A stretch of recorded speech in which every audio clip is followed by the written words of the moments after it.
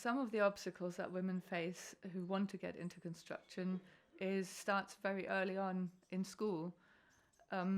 Right now, it's not presented as a viable career option often for girls and young women to work in the manual trades, for example. There is currently in the whole of construction, which includes engineers and architects as well, it's a very low percentage.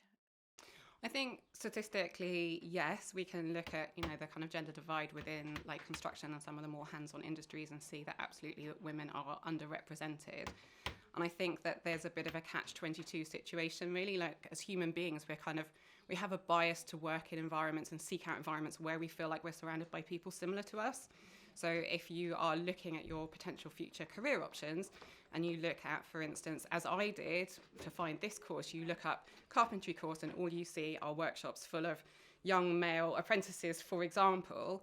That doesn't say to you as a young woman or an older woman looking to change career, that's an environment where I would feel comfortable, where I would be with people like myself. So I think that's absolutely part of the problem, is that underrepresentation. Yeah, I've dabbled with woodwork at home a lot, and my history is I always wanted to do carpentry when I was at school, but obviously I wasn't encouraged to do it. And so over the years I've tried to do lots of things with wood, whittling and all sorts.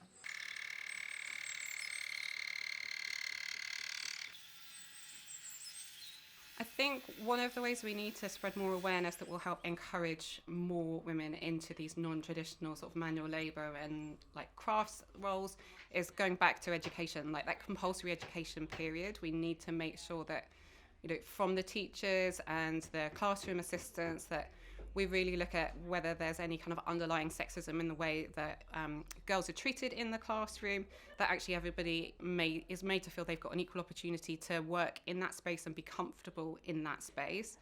But I think, we just even look more widely in society, we all carry around these kind of underlying assumptions around what is a carpenter like, what is a plumber like, and we normally jump to the conclusion that they're male.